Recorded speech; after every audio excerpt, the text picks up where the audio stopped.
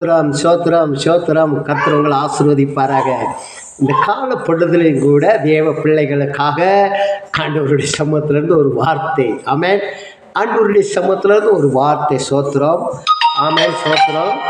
ஆண்டவராகிய இயேசு கிறிஸ்துவுக்கு முன்பதாக இந்த கால பொழுதுல நம்ம சொல்ல வேண்டியதான ஒரே வார்த்தை, சங்கீதம் 23 அந்த கடைசி பகுதியில் இருக்கதான ஒரு வார்த்தை, என் ஜீவனுள்ள நாட்கள் எல்லாம் நன்மையும் கிருபையும் என்னை தொடர்ந்து வரும்.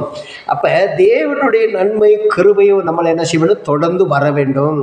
ஒவ்வொரு நாள் அதிகாலையில் தேவனுடைய கிருபை நம்மளோட தொடர்ந்து வரணும். அந்த கிருபை இல்லைன்னா நம்ம வாழ்க்கையில் ஒன்றும் செய்ய முடியாது. அந்த கிருபையோடு ஓடுறவங்க சரியான வெற்றி சிறப்பாங்க. நல்லா புரிந்து கொள்ள வேண்டும்.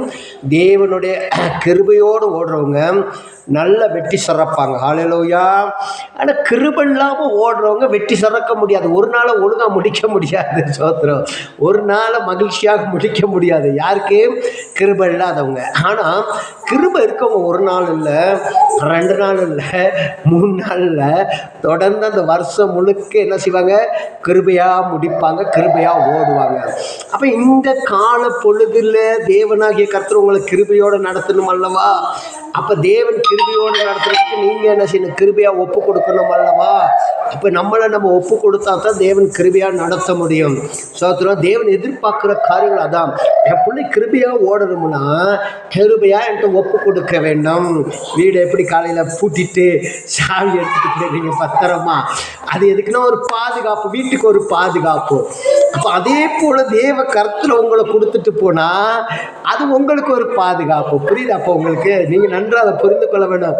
காலையில் எழுந்திரிச்சு எல்லாம் வேலைக்கு போகிறீங்க, பிள்ளைங்களை ஸ்கூலுக்கு அனுப்பிச்சி விட்றீங்க, எங்கே வேலைக்கு போகிறீங்க, ஓடுறீங்க, ஓடியாருங்க, எல்லாம் செய்கிறீங்க. ஆனால் அதுக்கு முன்பதாக என்ன செய்கிறீங்க? வீடு நல்லா பூட்டு போட்டுறீங்க. எதுக்குன்னா வீடு ஒரு பாதுகாப்பாக இருக்க வேண்டும். எப்போ வரைக்கும் பாதுகாப்பாக இருக்க வேண்டும்? நான் வரும் வரைக்கும் அந்த வீடு பாதுகாப்பாக இருக்கணும்னு சொல்லி நீங்கள் செய்கிற காரியம் ஓகே, அது ரைட்டு. அப்போ உங்களுக்கு ஒரு பூட்டு சாவி தேவைப்படுது. அந்த பூட்டு சாவி ஆண்டவராகிய இயேசு கிறிஸ்துவா நம்ம வாழ்க்கையில் எடுத்து பூட்டி கொள்ள வேண்டும். ஆமென்.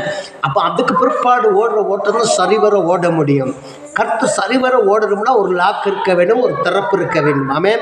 ஒரு லாக் இருக்கணும், ஒரு திறப்பு இருக்கணும்.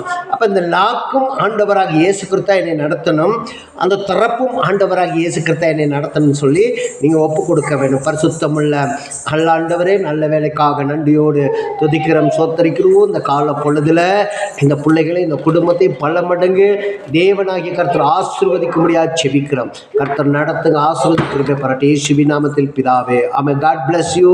God bless you. God bless you. God bless you.